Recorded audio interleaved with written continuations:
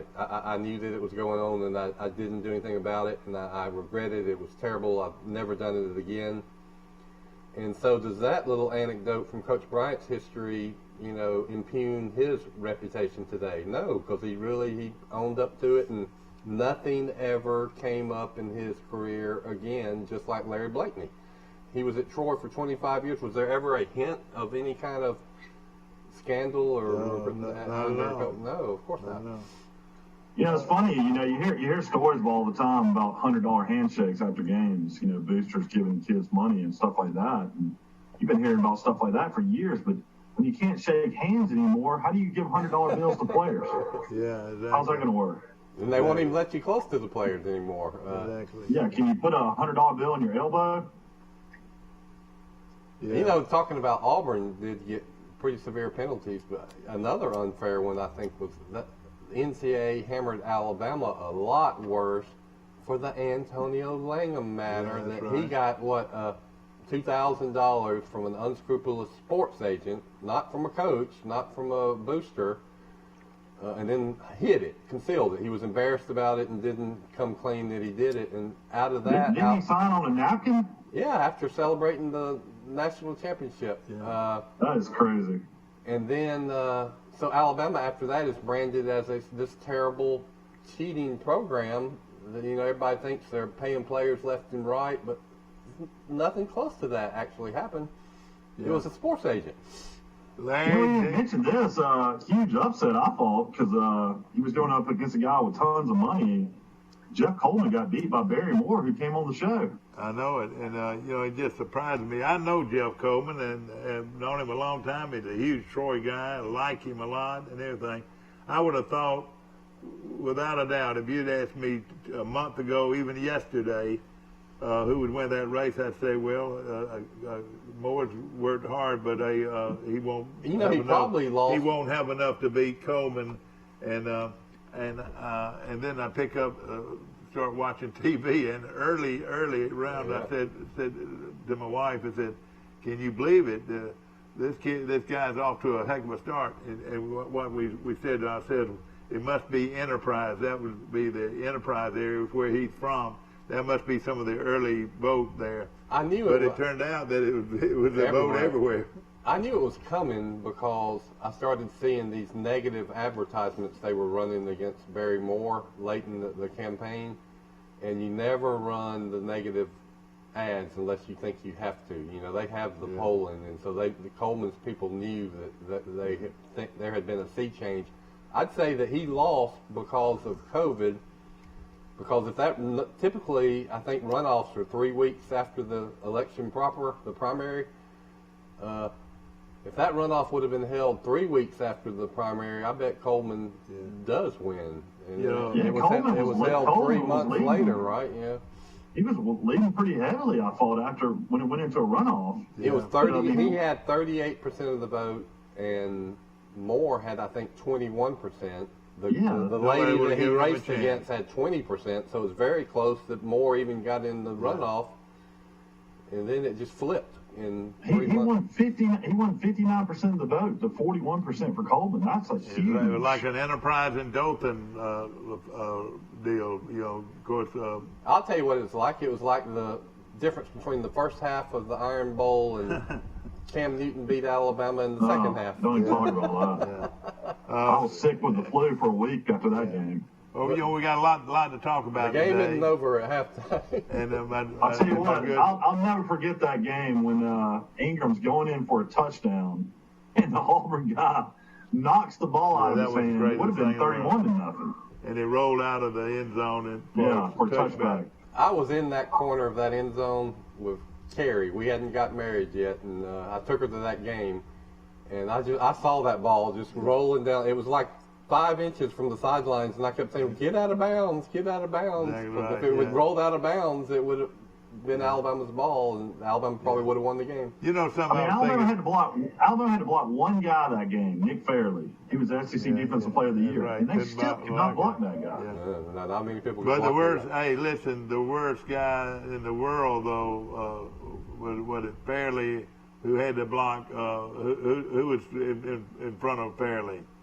I know this, that nobody can block fairly that year. You remember our young quarterback from up in actually in Gadsden, he was sacked how many times? Oh, that was Brody Kroll's game. Brody Kroll. McElroy was quarterback in this game. Yeah, and how can you judge a quarterback like a Brody Kroll, and Auburn just killed him? 11 sacks, I think. Some 11 sacks. I mean, what can he do? He couldn't even turn around.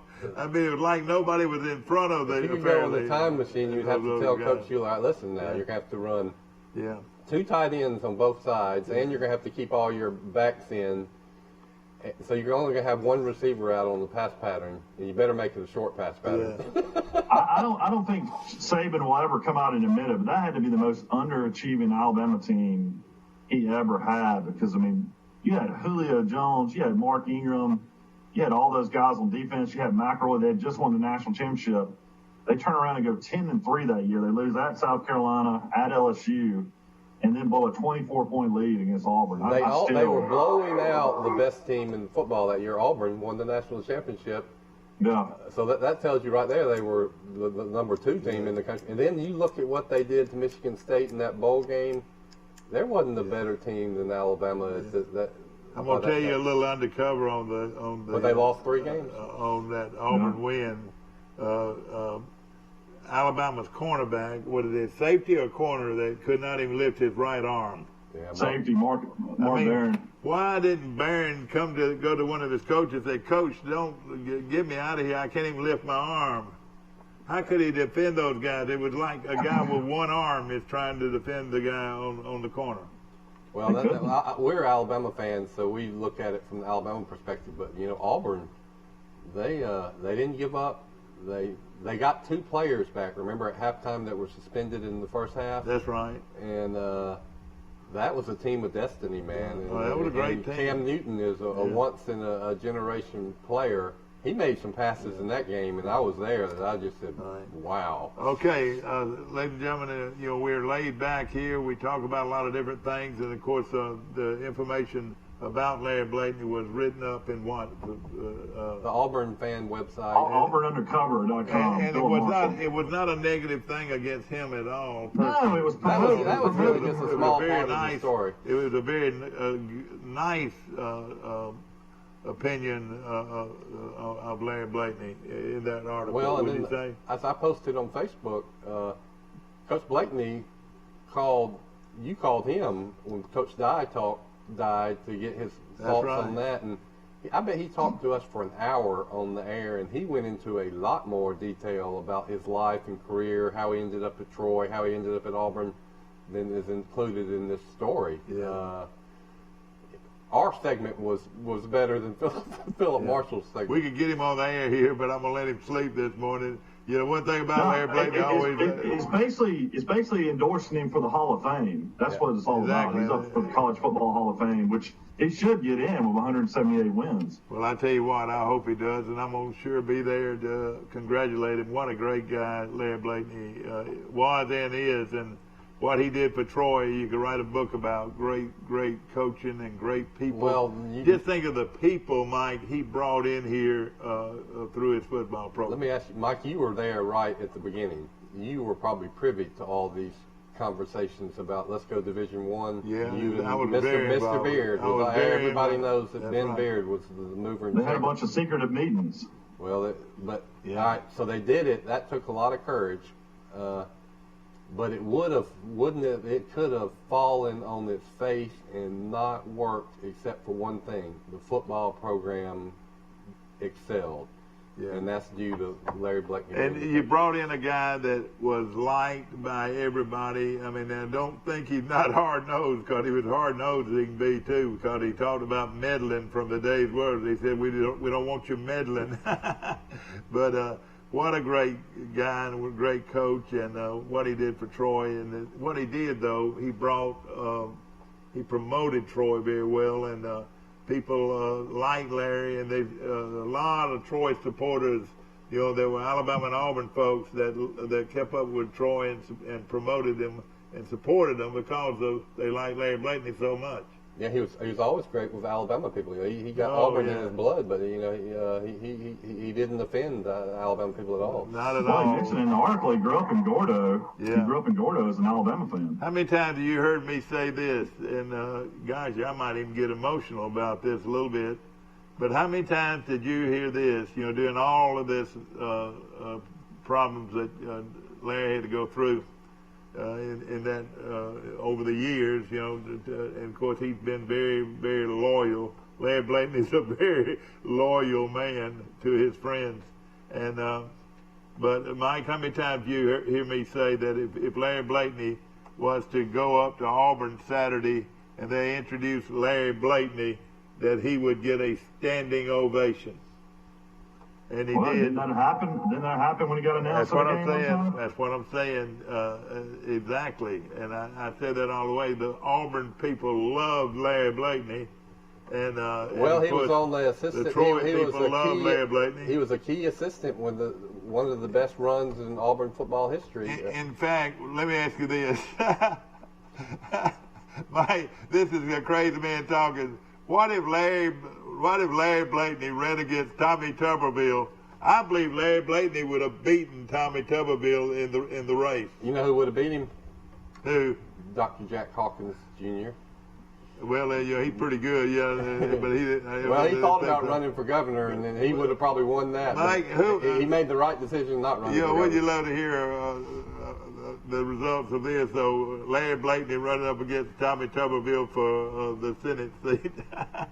Well, you know, Auburn's where retired coaches go to live. Tuberville lives in Auburn. Blakeney lives in Auburn. Chiswick lives in Auburn. You got to win. I don't know who else lives in Auburn. There's a few. To win in politics, you gotta want to win. You gotta work your fanny off. And Tuberville worked for a year and a half doing this.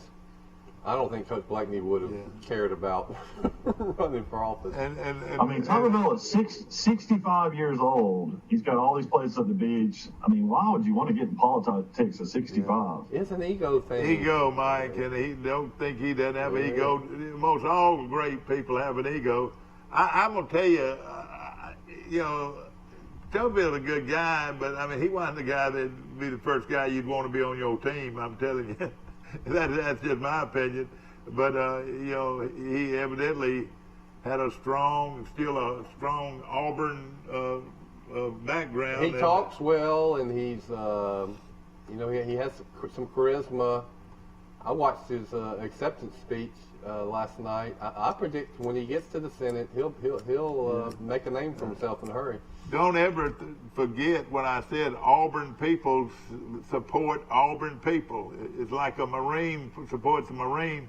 Well, if you're an Auburn guy, I think they might be one of the closest units in college sports. Auburn University folks support you. You got a chance to win. Think about it. Just a vote from just Auburn people alike. Sessions had to have seen this. I mean, just the Auburn folks alone probably got him this election. Okay, Ivy's a big Auburn lady. She sure is. You know, a lot of Auburn people out I'll there. tell you, Kay Ivy is a friend of mine. I got to know her. I know her too, in Montgomery, and everybody remember the prints my mom did of the city of Troy, the cityscape prints that showed very well, yeah. The wide thing. I stole that idea and found an artist that did a similar painting of Montgomery, which I sold a lot of the Montgomery cityscape paintings with the Capitol in the middle and the fountain. Yeah. And, well, then I said, let's get in the college towns. And so we did Auburn. Ian Stewart, the artist, and I did, he painted it, did Auburn. Didn't sell as many, but I sold a fair amount. But Kay Ivy has bought several of my Auburn prints, and she gives them to her friends that she knows love Auburn. I tell you, how old is Ivy, Dad? Is Ivy older than you? She's about 76. She's older than me. She's a little older than me, but I know her. This is from Donald J. Trump. Wow, just called Tommy Tuberville one dig against Jeff Sessions. Will be a great senator for the incredible people of Alabama. Doug Jones is terrible senator. It was just a super liberal puppet for Schumer and Pelosi. Represent Alabama poorly. on to November 3rd. So that's Donald J. Trump. If Doug Jones wants any chance to win, he better come on today in L.A. Yeah. Our winning streak is up there.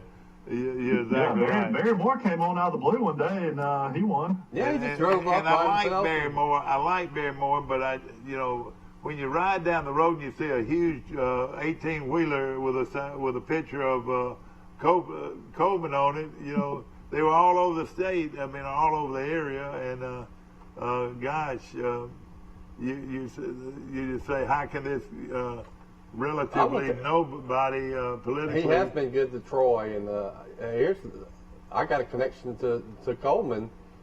He was a Sigma Nu 1 year behind me. He was in the pledge class. I didn't know him well for some reason. I remember him in the fraternity house. But he was in the same pledge class with Wes Gaylord and Stuart Vance. Yeah, they're good friends with Jeff Coleman. And Coleman's a great guy. I've known Coleman. Well, his brother married my wife and I, John Coleman. He was a Sigma Nu too.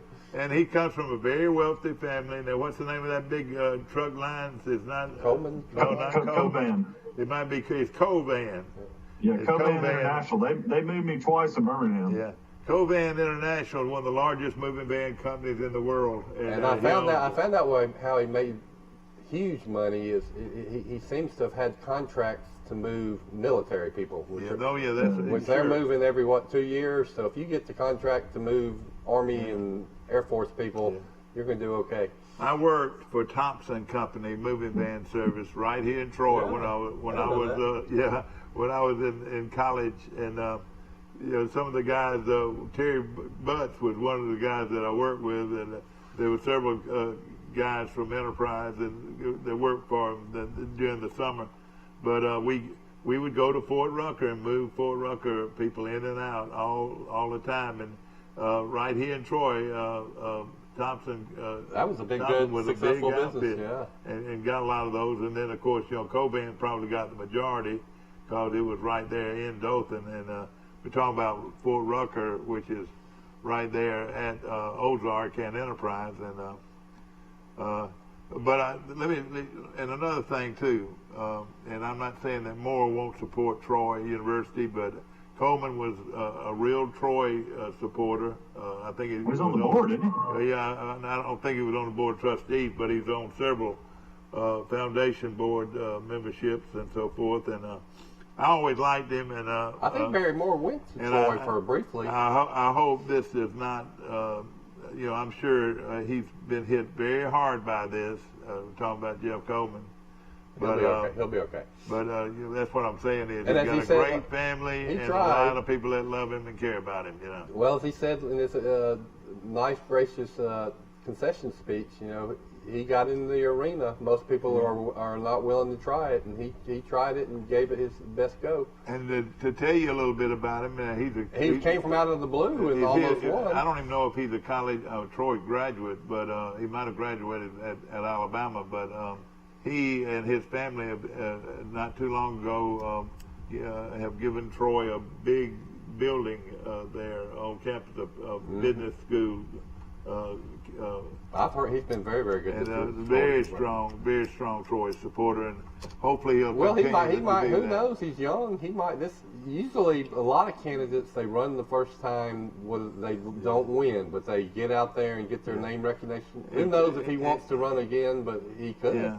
Through some of the people say, well, what does Mike Amos bring to the table? Well, I know a lot about athletics, and I've been around it and support it and whatever, but I also have been around politics a little bit. I worked for ADO, the Alabama Development Office, and then later the Office of Community Affairs, and then ADECA, and so I've seen a lot of these political people. And you're talking about our governor here, she came out of Camden, Alabama, and then she worked for ADO when I worked for ADO, and I've known her a long time, and she and Fob James brought her in, that's right, like he did so many other people that can, if they want to put, she was childhood friends or knew Jeff Sessions. They're from the same area. Exactly. And of course, Camden's a proud town, a very aristocratic town, and if you've never been, you ever been to Camden? No. Well, we need to get on our Yeah, car. you're in the old South when you go to That's Canada. what I'm saying. If we need Wilcox to get in our County. car. Yes, sir. And beautiful old homes and very proud people, you know, Yeah. and rightfully so. I've known some people from there. And our That's where they made that's where they made the quilts. G's Ben over there. That area. Exactly. And our You governor. know, I have friends that went to private school over there. I don't even know if that private school's even there anymore. Oh yeah, it's definitely there. Hey, It's one of Wilcox those. Academy? Hey, it'll always be there. It's a strong school over there. And but tell you a little bit more about our governor. What she did for a long time, and a lot of people give her credit for this, is Girls State. Every year, now just think how many girls that you meet during those periods of times. Usually the first weekend, and I'm wondering if that's going to happen this year. Usually it's the first weekend in June. You know, you have Girls State and Boys State. Well, our governor for years and years worked with Girls State and developed a very good reputation, and lots of girls have gone through that program that I'm sure turned around and have voted for her in politics. Yeah, Kay was very popular. She was treasurer for long. She's had one blip. Remember when the stock market crashed about 12 years ago? That meant that prepaid college tuition fund that's right. was starting to go kaput. Just really no And that fault, was no very fault of important to no her, fault yeah. of hers. Yeah. George Wallace Jr. started that program. She just administered it, but you really can't. Wasn't Troy famous for always giving junior miss scholarships? I remember we had that Jocelyn Tinker that came from Alaska. Oh yeah, on a junior miss scholarship, and then she was in Miss America, and I think finished third. Let me tell you, Jocelyn worked for the Troy Citizen for a year. She was the Alaska Junior Miss, and then after she graduated, she's a fascinating girl, beautiful. And then she graduated, went to graduate school at Southern Mississippi, and next thing I know, you're right, Mark, she became Miss Alaska, and then wins the swimsuit competition, and is a finalist for Miss America.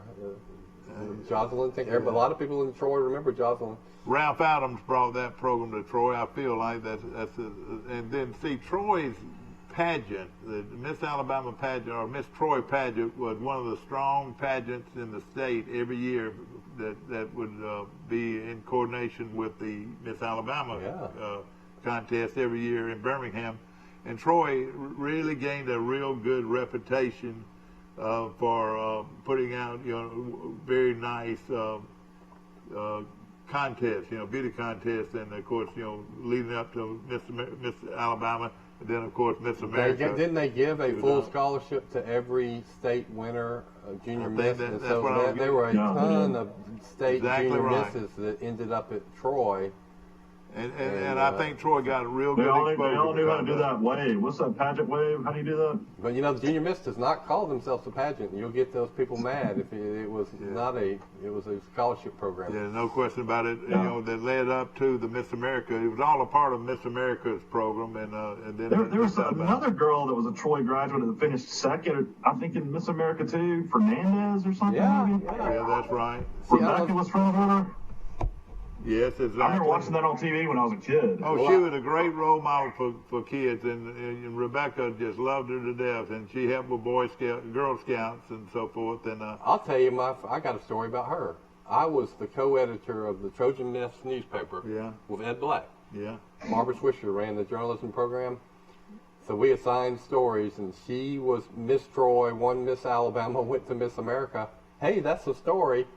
And I remember Emily Green Ellis. Yeah, we assigned her. She went and interviewed this Fernandez girl, and we had a story in the Trojan Miss about her. Yeah. But she did compete in Miss. I don't think she was a finalist. Well, Pamela Regas, I can remember her. She was Miss Ohio, and she was either runner-up with Miss USA or won it. I mean, she might have won it. But she ended up marrying a center fielder that played baseball for Chase Riddle. And he was from Ardmore. Steve Grice's wife was junior miss of West Virginia. That's right, she sure was. So you know the rest of the story. It was great exposure for Troy, and how we got onto this part of it. But, it was marketing genius. Exactly. and Troy got some very good. I wonder if we still do that, or I guess not. Well, let me just say this. Every year when they had the Miss Troy University or Troy State back then contest, I used to go to it every year.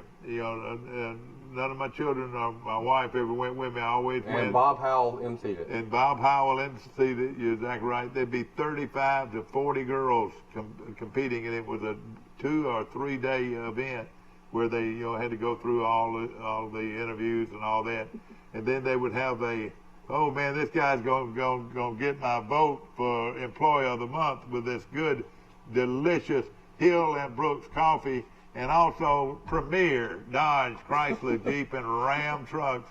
Hey, let me tell you this. That's a nice segue. Nobody beats the Ram deal. Nobody beats the Premier deal right here in our hometown. Hey, let's talk about Jim Jackson and Bill Jackson Ford and Chevy while we're talking about car dealerships that we appreciate. I see that Ford has a new Bronco, Mike, that is that's incredible. I saw that yesterday. I told my wife, I was like, I need great one of those. reviews and great sales. I interrupted your story. I'm gonna tell you this: Premier Dodge, Chrysler, Jeep, and Ram trucks. Hey, nobody beats their deal. But want to mention, all of this is coming on in wake of the big victories for. You were talking about Miss Troy, Moore, yeah, but Moore and with Tuberville and. You know what? Miss Troy University. You know what? We ought to play. You want to talk about Sister's Restaurant today and then go to break? Well, that's not a bad idea. It's 7:43, and of course, Sister's is live and well, and of course, Pat and Geraldine are dear friends of mine. The food is wonderful, and you can still get the carryouts if you want them. You just call in, and they'll. You think Larry Blakeney ate at Sister's many times? I would think Larry Blakeney has eaten in that place before. You know who else has? I know Carol Amos is in the Sisters Restaurant Hall of Fame. She's one of their top customers of all time. Well, I've been a couple of times on Friday afternoons, and it's funny that at least 2 times I have been. You know who I see there in the fall? The refereeing crew that's getting ready to do the Troy University game. They're eating. So somebody had told them, where do you eat in Troy? The Sun Belt refereeing crew. Okay. I tell you what, the Troy does not get any calls with Sun Belt refereeing crews. I tell you what, Troy gets more bad calls for a home team than any program I've ever seen. They really do. All right, what topic were we on before we started? Well, we're going to take a commercial break. All right, we'll take a break. One topic turns into another, We are today in L.A. Have you seen an increase in your insurance premiums or significant change in your insurance coverage? Let Sandbeck Insurance offer you a better plan to suit your business or personal needs. Sandbeck Insurance offers many lines of insurance, whether it's home, farm, or auto insurance, work comp, business, or health and life policies. Sandbeck is here for you. Call or visit our Troy, Enterprise, or Andalusia office today. Sandbeck Insurance, where we take pride in taking care of your insurance needs. At the Piggly Wiggly, we proudly support our local farmers and bring you the best they have to offer, all at cost plus 10%. When you shop local, you reinvest in your community. Remember, buy local, shop local. Piggly Wiggly, local since forever. A personal touch, a high level of trust. Whether it's checking and savings accounts, personal or business loans, or our local friendly service. That's what Troy Bank and Trust customers expect. But now we offer more. Free identity theft protection for our new and existing customers, protecting your family's time, money, and good name from identity theft. Because protecting your identity is now a big part of our identity. Trojan Auto Parts of Troy, home of Napa Know-How. Stop by and see owners Mike and Melissa Kilcrease and their Napa Know-How team with over 100 years of combined experience. We're the only locally owned parts store in Pike County, and we're fully stocked and ready to serve you. We pride ourselves on being your go-to parts store, not only for the simple items, but we specialize in those hard-to-find items as well. Trojan Auto Parts, the right part at the right price at the right time. Napa, a name you've trusted here in Troy since 1945. Here at Bill Jackson Chevrolet in Troy, we've been doing business the right way for 31 years. But don't take our word for it. We feel our customers express it the best. Been honest in everything we've discussed with them. When they say Jackson Satisfaction, they really mean it. The Jackson Satisfaction. We'll probably be able to get there. If you get there right at 11, I imagine you'll be able to Back get to there our well. show, ladies and gentlemen. Wear your vest if you're outside the premises of your own. Your vest or your vest or your mask? No. Mask. I didn't mean to say vest. I said mask. Yeah, would this work? Probably. Well, if you're in a place of where, like the post office or the grocery store, where there are people around you, that you could get the virus. It's very important. Very. I've got one in my personal. car that I hang on the rearview mirror, and then I wear it when I go in public places. Right. Good. Yesterday was not a good day. 65,000 new cases reported and over 1,000 deaths. So it's not going well. Boy, those deaths. That's now statewide. Yeah, that's the most deaths I've seen in about a month. Yeah, no question about it, and we've got to be. But now all conscious. these cases that have been coming back out, now you're starting to see the deaths increase, and that's not a good sign. Well, I can tell you that it takes about 5 days before you contract the virus, and then 5 days later you get your first symptoms. And then 10 days after that, if you're one of the people that have a bad case, you're in the hospital. And then usually those people that go in the hospital, 10 to 15 days later, they pass away. So now the fever is still the number. A 25-day lag there between getting it and maybe dying. Okay, the fever is the number one thing, and then the shortness of breath would be right there with it. Those are the two major things you got to look for. Another one that they say is a real telltale sign is loss of smell and or taste. I had that symptom when I thought I had it in January. My sense of taste went away, so that's another one. I'm trying to make sure that I separate myself from this man at least 6 feet, and you're the same way. You know, whatever we do, you better wear these face masks. Better be on. You know, when football season comes around, I don't care if that girl you got a date with is pretty and all that. Hey, if you kiss her, make sure you kiss her with her having a face mask on. Can you get wow, that's gonna be interesting. I'm gonna say that's 100% chance that's not gonna happen. You don't think they would wear their masks to the games?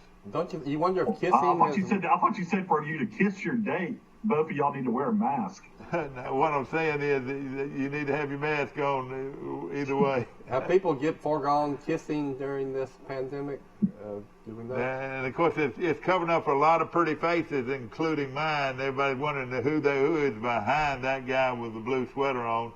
I'm going to show you right now. He's a big fan of Goldfingers. Have you ever had any Goldfinger chicken rice? Yes. It is good. And boy, they're French fries, and they're delicious hamburgers. I'll tell you why I got it, because you advertised them on this show. You kept bragging about them, and I said, oh, well, it's worth seeing. So that's why you advertise. Somebody keeps hearing a message, and eventually they're going to say, I'm going to try them out. I want you to hear this. According to, as of 5 o'clock on Monday, Troy University had received notification of 31 cases of the COVID-19 virus among students, faculty, and staff, and self-reported within the past 14 days.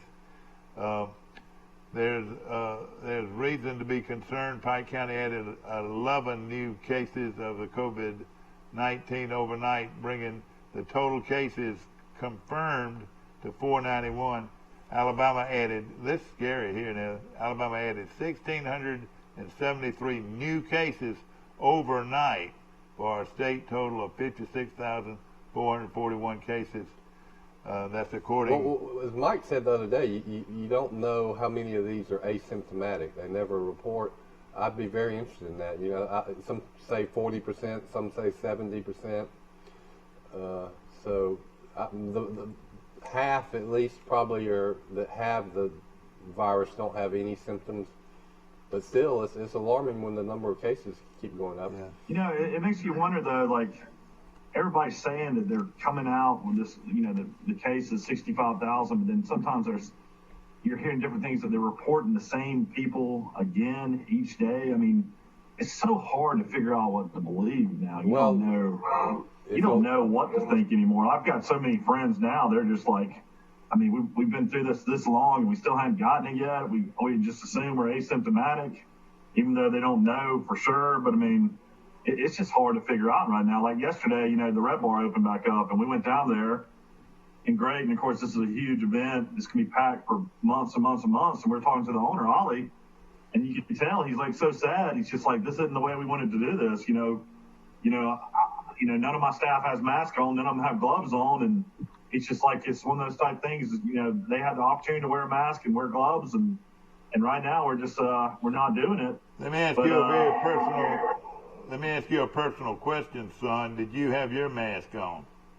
I did not, but there was not a whole lot of people when I went in there. Shame on you. But I mean, we sat outside. I will say that. But we walked in to see everything that had been done because this, you know, is a huge thing for. Yeah. How did it look? How did it look compared to the old one, Mike? Oh, it's unbelievable. They got as close as they possibly could. Red lights, a lot of red lights. Yeah, I'll show you. I'll send you some pictures. I'll send Mom some pictures today. Michael put them on his Facebook page. I put them on Facebook, so you can see them all on Facebook right now. I was struck by, I've only been to the Red Bar 2 or 3 times, but the pictures I saw, it reminds me of the old Red Bar. They I can send them to Scott. If Scott wants to put them on the air today. They had a good memory of exactly what their place looked like, or had a lot of pictures they referred to because he had the blueprints and he had a lot of pictures. I was talking to the owner yesterday, and actually, his dad. He's like a movie star, Mike. How did you get to talk to him? He's like a movie star. I got a wine tasting with his dad later today, so I know the family. Well, yeah. I'll tell you this also. Tuberville has a real presence down there that he owned a restaurant, or part owner of a restaurant with. He's out of the old Florida Fish House now, though. Yeah, but he's out of it. Now, he still has an address in Florida, too. Is that right? He's got 3. He owns 3 properties, one in Santa Rosa Beach and 2 in Bay County. Yeah. There are a lot of restaurants that are coming out of this that are closing. People feared that some of these restaurants that closed wouldn't reopen, and Barbara Barris White sends me a lot of neat stories on Facebook. She just posted one of several Jason's Deli's locations have shut down, including some of the malls in Birmingham. Yeah. That's one of the places I ate at quite a bit in Montgomery, Jason's Deli. But and this situation we're in is giving people an opportunity to get out of their business that might not be doing very well. It's got some positive and some negatives, and it might be an easy way to get out of what's a bad situation business-wise already. Well, there's no harder business than the restaurant business. Yeah. I mean, franchises, I guess they figure it out and do better, but I'm sure a lot of our viewers have watched that show Restaurant Impossible, where they try to save a restaurant that's struggling, and you watch those shows and you think, oh my gosh, these people are working 80 hours a week and they're just struggling to stay open. We've got, where we had a Chinese restaurant, we've got a new Mexican restaurant out on the bypass in Troy, and I see a lot of cars out there. I've yet to go in the place, but I'll just say this: it's a new Mexican restaurant located right in front. Actually, it's located right on the 231 bypass, and right behind it is another Mexican restaurant. How many? I was talking to Carrie last night. How many Mexican restaurants do we have in Troy? A lot. Well, we got 2 I know we got 3. And 3 or 4. They're good, and they're good. And that's not counting Taco Bell. But you know what we lose is a Chinese restaurant. But how many Chinese restaurants do we have now? Just one? Or, I like Chinese food, but I don't eat there often at Chinese places. I hope you're doing well this morning, and the election There's the famous Chinese restaurant that everybody used to go pick up in the old Walmart parking lot that's been there for years. It's still open. And it's still a very good place to buy. Where Crystal's and Piggly Wiggly is now, I guess. Yeah, that's right next to Piggly Wiggly. I'll tell you what, that was a popular place even back when I was in college. Yeah, it's good. It's good. It's real I'm gonna ask Mike Chinese food. The shopping center we're talking about, who developed it? When did it open? Then it had not a Walmart, but some kind of Walmart at the beginning. It was called Big K or something like that. Yeah, I remember that. Yeah. And at one time, it had a movie theater in it. Remember, there was a movie theater out there. I remember that. Yeah. We're talking about where Brittany's used to be, but where the hotels are now. Yeah. And I always felt like the location was good because it was on this side of the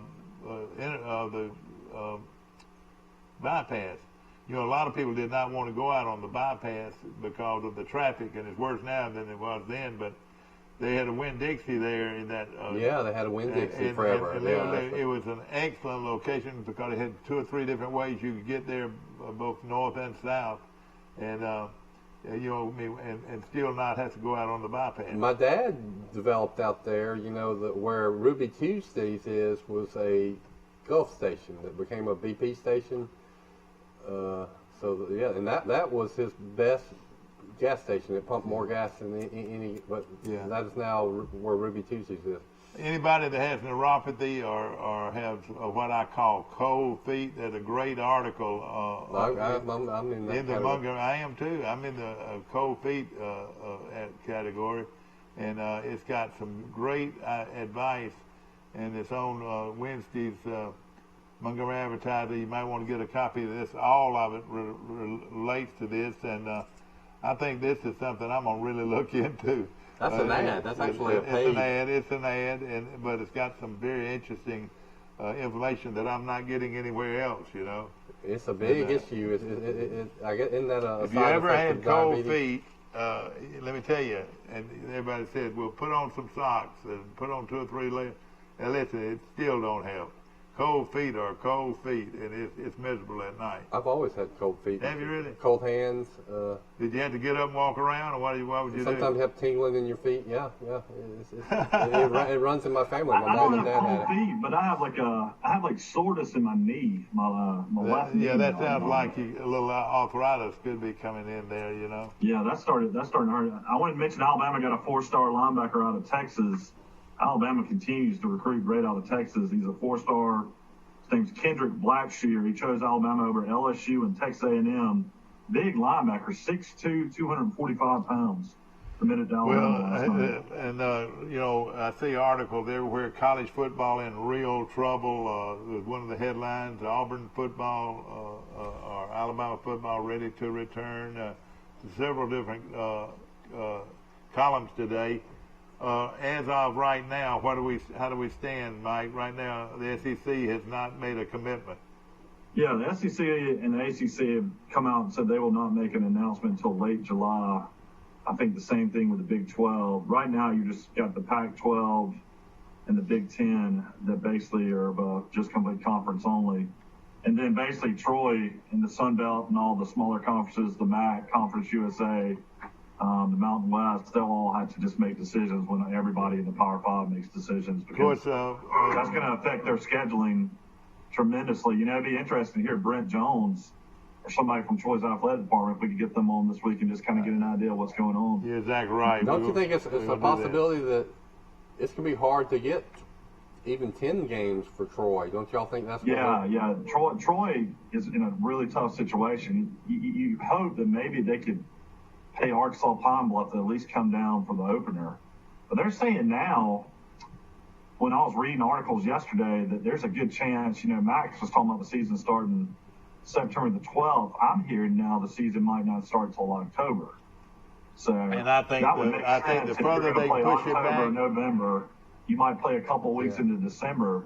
That would work a lot better than playing in the spring, in my opinion. Well, let me just say this, and I've said this all along. The further you move it back, the better. And if it went all the way back to November or late October, let it do that, and people are going to still.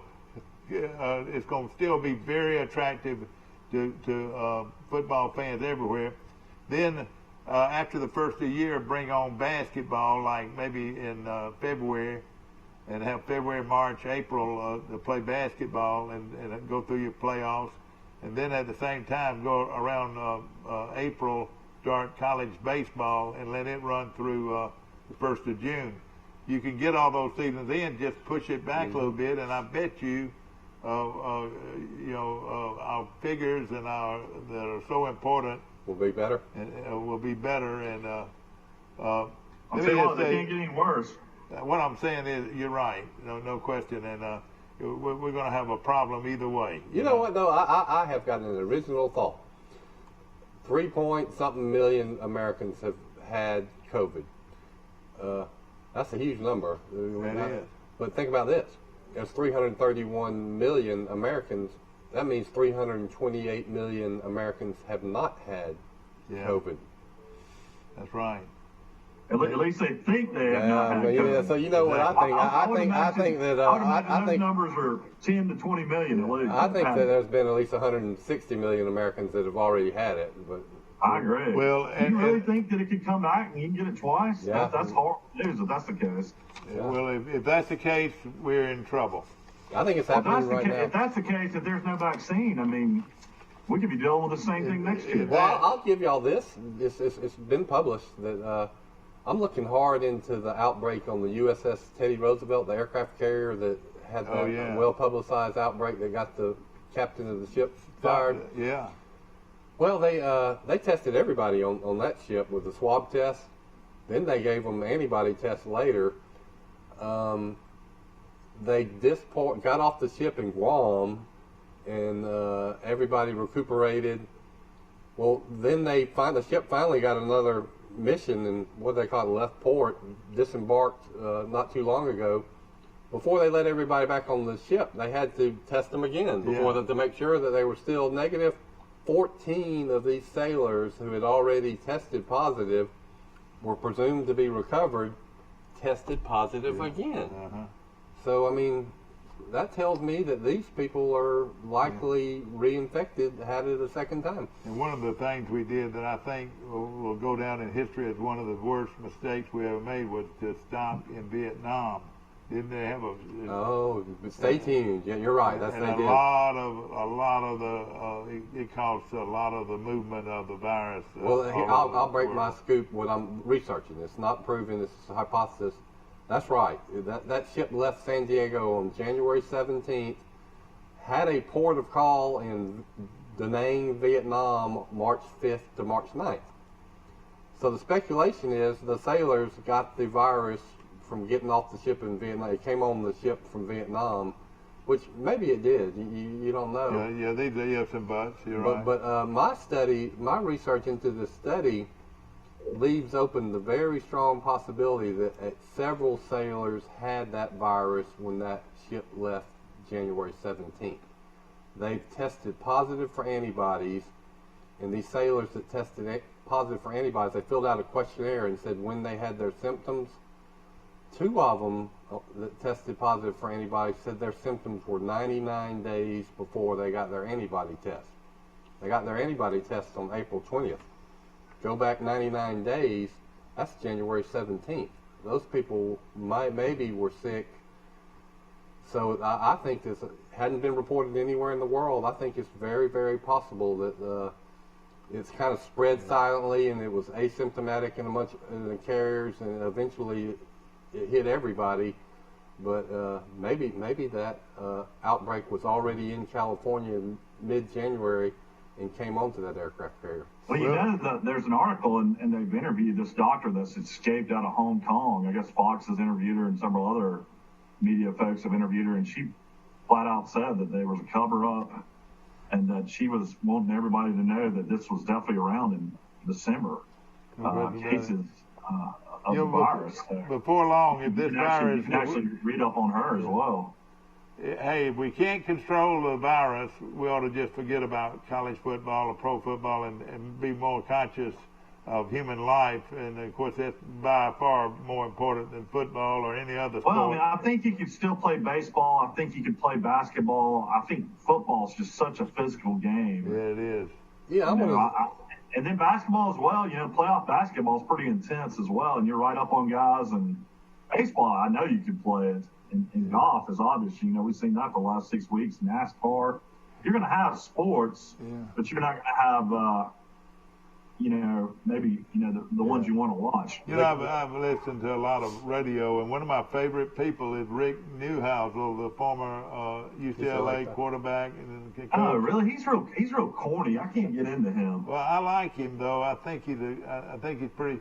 But he was just raving on and on and on about Greg Sankey. Of course, I know Greg Sankey and have been around him a lot because he used to be the AD. Southland Conference commissioner. Johnny Williams and Sankey were good friends. That's right. And of course, we've known him a long time, and he just really Newhouse thinks that he ought to run for office. They like Greg Sankey, and well, see, he's not committing himself. All these other folks are committing themselves. He said, "I'll let you know something in 2 weeks," which I think all of us should at least give us some time to think over our decisions. And so he's not making his decision yet. He's watching. It's like a poker game. He's watching. See what else? What now? How much would you think the SEC commissioner makes a year?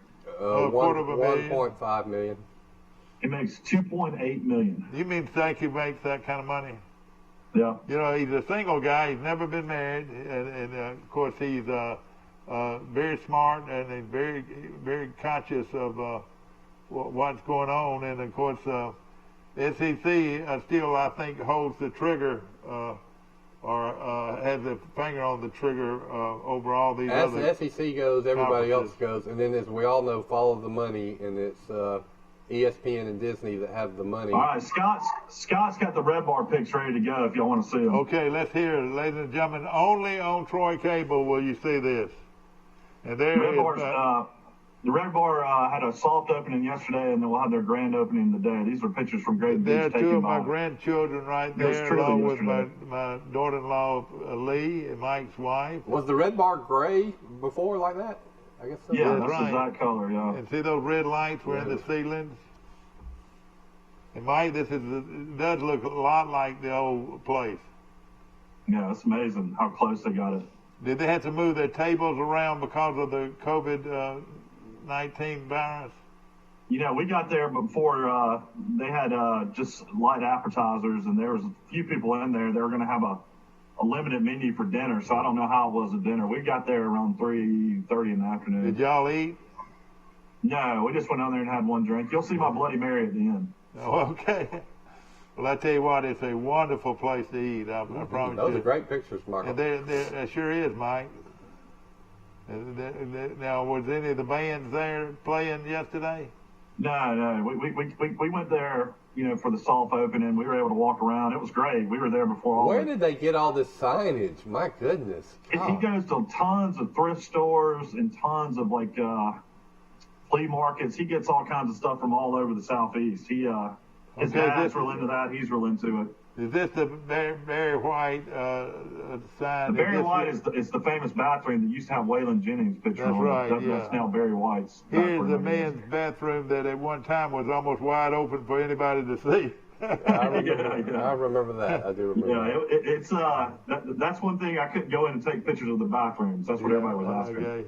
I know of course, this is wonderful, Mike. It really is good food. Well, I mean, that's one of your favorite restaurants. I know you and Mom go all the time. Oh, I love it. I love it. It's great. If you want atmosphere and ambiance and great music and just a fun time in 2020, I mean, I know all this is going on in the world, but it's still. He's got a Pulp Fiction poster. It made me happy that something positive happened in 2020 with us. And then you could eat outside here. It also gives you a lot of room to eat outside, so you don't actually have to go in. If you're afraid of the virus, you don't have to go in, see? Well, somebody would have to go in with a mask and get a buzzer probably or get a table. They don't take reservations, so you got to go in and talk to a hostess. That's right. That's like a great Bloody Mary. Have they gone back to taking a credit card? Do they still won't take a credit card? No, they're credit card now. They're credit card and cash. Oh, they will take it for a long time. Yeah, they were cash and check for about 20, 30 years, and finally the last couple of years. Man, that was a headache too, I'm sure. But these are great people. They're from Belgium originally, and the dad and the son have the two restaurants. Good job, Scott, getting this on the air. What, you got Louie, and you've got the Red Bar. Yeah. Tell me about your band. Some of the bands that play there and how popular they are. That's the front door right there. Oh, well, you got Dreg Clampett is the bluegrass band that plays on the weekends on all day Sunday, and then you got the Red Bar Jazz Band. You know, a lot of people don't realize plays it, but every their night. biggest day of the week is Sunday. Sunday's a big day. I at the want to Red go Bar. and get one of those Bloody Marys on Sunday at a brunch. Yeah, their spicy Bloody Marys are the best ever. Yeah, and of course, I like their on their fish and chips. It just shows fish and chips on your menu. Hey, it's grouper. I mean, hey, when you get grouper on your fish and chips order, that is really. I'll tell you really what. Here's hard. what I'm gonna do, Michael. The first game, whenever it is, probably October. We're saying today, or late September. That's the perfect time to go to the beach. Best time, in my opinion. Oh, October and February are our favorite months. So Alabama plays Georgia on October. I'm going to come down there and stay with y'all and go to the Red Bar. We'll watch the game. Do they got TVs in there? Can we watch the game on the TV? Oh, yeah. They got tons of TVs that's in there. right. They do. And, of course, it's a restaurant. If we have football. Yeah. And, of course, like we said many times, they bust people into the RedBar. They how far out do they bust them, Mike? From how far They out? shuttle them about a half a mile. But there's no parking, really, is there? Yeah, there's no parking. They pretty much have. They actually prefer that they shuttle in now because the parking situations are so bad. Well, it is.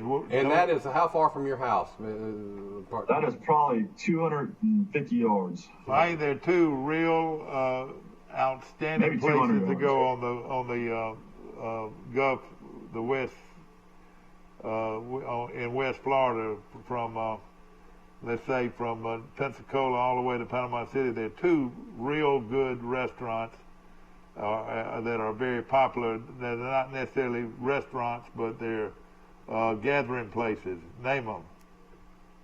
What are you talking about as far as bars? Like The AJ's two and, most popular. The Florbama. The Florbama. Florbama.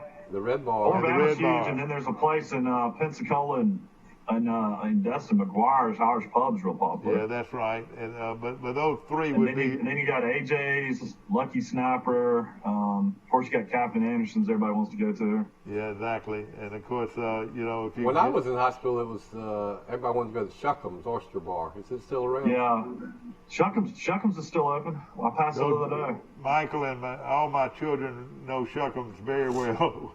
We've eaten there over the years I think that's the first place I had 40-something years. How old are you? First place I had T-shirt, what was it? You suck 'em, we shuck 'em. Yeah, that's right. First place I had a draft beer was probably. Is we suck 'em? Wait a minute. How'd that go down? Let's see.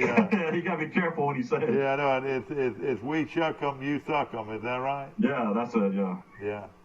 And of course, that was their slogan for a long time. It's kind of gotten replaced by Dusty's for me. I like Dusty's, and then Mom and Dad's favorite place is in St. Andrews. Dusty's is good. When I went to Panama City Beach with the family several months ago, and Mike Amos said, "You go to Dusty's," and so we went, and it was really good. It is real good. I love Hunt's, but you got to go all the way to the marina downtown and St. Andrews, but it is worth it. Their fried oysters are the best in the world. What was the restaurants? We lived in Mobile for 9 months when I was 11, and it was Wenzel's Oyster Bar was real. And then what was the restaurant that got blown away by a hurricane right there on the bay? I'll tell you exactly. The original Oyster House. No, it was. Well, it was the original Oyster Bar. It was a big restaurant, but it was real famous. The original Oyster I think they moved somewhere else.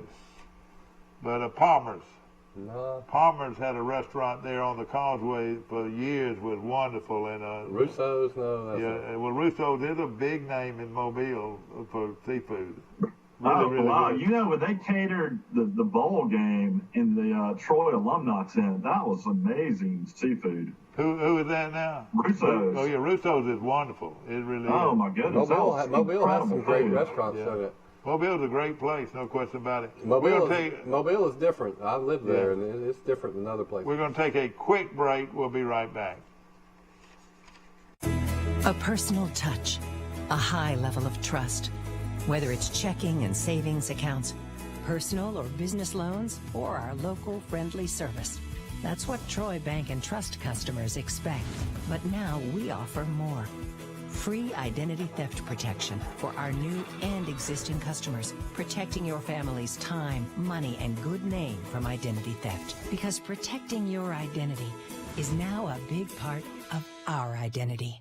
Troy Cable Security makes it easy to stay aware and stay in control of your home wherever you are. User-friendly interface allows easy navigation for lights, locks thermostat, video, and garage doors. Never worry about leaving your garage door open or the front door unlocked. Your mobile app can send alerts to your phone for alarm and no alarm events. Know when your children arrive home from school with video response. Make sure your home is powered by Troy Cable Security for ultimate access, awareness, and protection. At the Piggly Wiggly, we proudly support our local farmers and bring you the best they have to offer, all at cost plus 10%. When you shop local, you reinvest in your community. Remember, buy local, shop local. Piggly Wiggly, local since forever. Here at Bill Jackson Chevrolet in Troy, we've been doing business the right way for 31 years. But don't take our word for it. We feel our customers express it the best. Been honest in everything we've discussed with them. When they said Jackson Satisfaction, they really mean it. The Jackson Satisfaction. This is the fan. This is the fan. I rush back. What's that? Do you think that all this fuss that we've been going through about is to enhance the quality of life of that football fan right there? That's who we're going to all this trouble for right there, is that guy right there who's having fits to know if we're going to have a football season this year. And of course, hey, it is a huge, huge sport. You know, something we talked about yesterday, Rice, and we've got to look at this thing. You know, we're putting football out there, and it is a multi-million-dollar sport. But also, we're looking at tax bases for Troy itself, and how many students are going to be coming back to school this fall, which is a huge tax base for Troy. You know, we're talking about football season. You're talking about businesses that really depend on those 6 weekends a year to make their profit for the year. Yeah. Well, any kind of you know, tax incentives, you know, that Troy, you know, they camps just galore.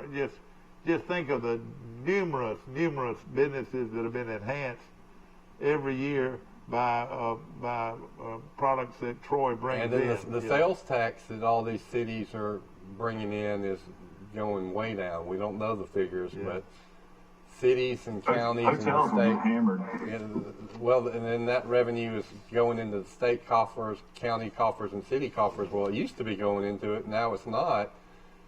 The economic fallout from this, it's beneath the surface, but it's dominoes are tumbling as I talk, I think. This mask I mean, here is so agree there's easy. just no way you could shut down again? There's just no way. We wouldn't make it if we shut down. Do you think that could happen? Us have to go through the sort of a quarantine like we did before? I think what Mike says, it's not, even if it is bad, let it run its course. Most people are going to be, especially people under 60, are going to be fine, but the damage from the economy crashing is going to hurt so many more people. I think that's a strong argument. I actually think on the school question, I think that children are actually safer at school than they are at home, where they can have all kinds of number of accidents, if they're especially if they're unsupervised. But you know, I'm not going to make this decision.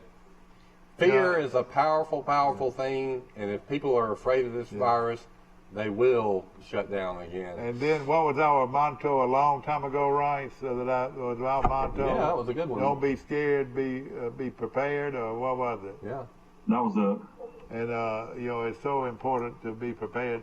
And let me tell you another thing. Y'all gonna laugh at me. I talked about it yesterday. If I had a young child, let's say in the 6th grade or the 5th grade, and you know, they haven't been able to go to school for all these months and so forth, I would call the principal and say, listen, I'd like little Johnny to be backed up and start all over in the 5th grade, if you don't mind. And hey, what's the difference? Yeah. Do you think anybody's out there, any parent out there that says, I can't wait till my kids graduate from high school and get out of here? I don't believe there's a parent out there that would say that is, hey, to me, if you hold them back a year, you got them another year. To me, having those children, another year, because once they graduate from high school, they go to college, and relieve us of that purse string. I bet that's more people are going to do that this year. I would start all over again. I'd just go ahead and shut down 2020 and just sit back and wait till 2021 and start over by holding my child back. He's going to be more mature by the time he graduates because you held him back. You'd be surprised how many people have done that or will do that. Hold those kids back. For athletics. I'll tell you a It's story. not just athletics, though. It's about maturity too. It has a lot to do with it. My daughter Maggie has an August birthday like I do. That's August right. 20th. Yeah. Mine's August. I was one of the younger people in my class, and Maggie was too. Well, she started school, kindergarten in Montgomery at Montgomery Academy, and I thought, well, her birthday's the same as mine, August. She can go ahead and start this year. Well, she went, and as it turns out, everybody almost in her class had done what y'all said. They had all been held back, so most of these kids in kindergarten were a year older than You're right. Maggie, and it made a big. They were more advanced and doing the work better than Maggie. And so when we moved to Troy, we decided to let's start Maggie over, and so she did kindergarten over, and now she's instead of being she was the youngest person in that whole school. She's now one of the older. And you know what? We're gonna have to deal with that with my daughter. My daughter's birthday is the 19th of August. My wife's was the 16th. But Richard Calhoun was probably the strongest, biggest kid in our class, and he had the latest birthday. His birthday was August 17th. And listen to this. So when he went to Vanderbilt, he was still 17 years old. How good would he have been if he had been held back? How good would he have been? I can beat that story. He didn't need to be held back. My brother Rush is not known as a great athlete, but he's real big. Yeah. Coach Jeffcoat came to Charles Henderson his senior year, and he's kind of taught Rush how to be an athlete. You watch through Rush's senior year, he got better and better and better. By the time he played his last couple of games, he was really good. But he wasn't before then. But here's the kicker. Rush's birthday is November 22nd. He was by far the youngest person in his class. He played his last high school football game. He was 16 years old. Oh, boy. So what if Rush would have been held back? He'd have been a college talent. He would have been a Division I football player. That's right. No question about it. If he'd been held back. Who's the best athlete, Bobby? I'm the best all-around athlete. I wasn't the best football player. Bobby and Rush's football careers were better than mine, but I blew out my knee 2 years in a row too. Let's be serious again. I threw that out, but it makes all the sense in the world. If they're going to miss half a year, why not just hold them back? To me, you're getting your children for another year. I love my children. I'd love for them to stay at home. It was sad when my kids graduated and were going to start to college. I was going to lose them. Hey, you don't have to be sad. You had your son for about 38 years. But again, you know what? I think people are going to catch on with this. And think about this: your numbers. Let's say you got more kids going to be in your band, more kids going to be in your football program. If you held them back, think of your numbers. Oh, before I forget, band. Did y'all watch last night on America's Got Talent? The Jeff Davis what did you think? High school marching band sir. Performed, and they got passed through to the next round. Did a great job. Whoever choreographed for that group did a great job. Yeah, and then the other news I heard is that the school board up in Montgomery has voted to change the names of Lanier, Jeff Davis, and Robert E. Lee High School. So you knew that was going to come. Yeah. Well, again, the headlines in the Troy Messenger: virus deaths rise, and how many is that now? The deaths in Pike County. Well, it says they rise, but it doesn't give a number. 8 new cases overnight. So that's something we'll have to find later. I got a wet paper. I struggle with my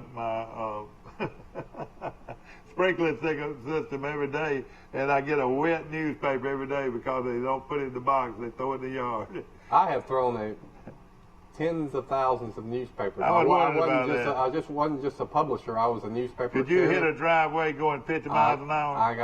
It was fun, especially like when you're in the rural areas going to Goshen. Yeah. You got to lead it, and you just throw it out there, and you try to hit the mailbox around, and you get pretty good after a while. And then the other thing was sprinkler systems. You had to worry about those, and so in town you wanted to hit them at the mouth of the driveway, which the sprinkler system usually. A friend of mine said, "I got a good show for you." Of course, without football and without some of these sports, it's hard to come up every day with something to talk about. That's why we're laid back television at its very best on Facebook Live from our studios on South Grundy Street. But something to think about, Goshen, great history of athletics in Goshen, and some of the great players, starting with people like Jimmy Norman, but there was several great athletes that came out of Goshen. They came out of Brundage, came out of Charles Henderson High School. Mike Pelton is one of the very best to ever come out of Pike County. And we're going to talk about that. Yeah, you got to write an article about that, Rice. The best athletes ever in Pike County history. Well, it'd be fun to do. Of course, your dad would be on the list. Well, yeah, no question. That's why I can't write the article, probably, because I have to mention my dad. Well, no question, was he a great athlete, and but like you said, there's been some good. More horrible news. A squirrel tested positive for the bubonic plague in Colorado. I saw that. What? Is that not good news? Oh, boy. And then we can talk about the bubonic plague. What's up with this shortage of coins? And I'm worried about this movement to go cashless and go to electronic money. You're seeing that down here a lot. Yeah. Of course, we want to mention... we can talk about that tomorrow. Briar James Smith, 21, of Elba, was killed in a motorcycle accident this week. That happened on 2 days ago, and of course our prayers and our thoughts go out to his family. And we got a lot to be concerned about. The Troy Regional Medical Center establishes a drive-through for testing, so we need to check that out also today. And hopefully we'll have some more information to give you about how you can be tested. One of the reasons why we're in an uproar over the virus is because we're getting more people tested. Mm-hmm. Don't you agree? Yeah, that's a big part of it. If you test more people, you're going to get more positives. And you know what? As bad as it's been in California, and it is really bad. Look, California might turn out to be another New York, but they waited so long to be tested. Don't you agree? We don't know when you're going to get the virus. I think if you would have gone back and tested in March, nobody could get a test in March. You would have seen even much higher rates. It's just, I just think the virus has always been here. Yeah. Good article in the paper about Drew Nelson, the fine young pitcher on the Pike Liberal Arts baseball team. He was ranked top recruit in the class of 2022. Mike, what do you think about that? Well, I mean, he's the real deal. I'm talking about nationally. Was ranked as the top left-handed pitcher in the state nationally. We'll wait and see what happens the next couple of years. Does he get drafted high and decide to go straight to the pros, or does he go to Auburn? I guess that's the wait-and-see approach. Of course, we appreciate him. Of course, he we'll get more information on these awards that he's recently won. Y'all have a good day. Yeah, I do have a good day, and of course we've covered a lot of different things. And congratulations to those guys that went out and won those elections. And we'll talk more about that tomorrow, right here on Today in LA. Have a good one.